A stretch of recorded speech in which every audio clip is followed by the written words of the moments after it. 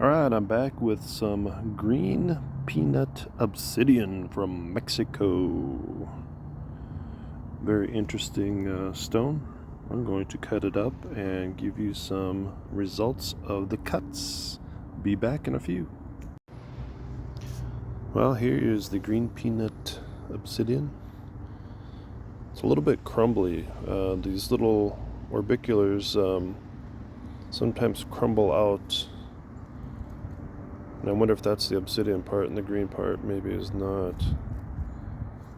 Really pretty stuff though, huh? That was some rough parts there and so here's the last big chunk left.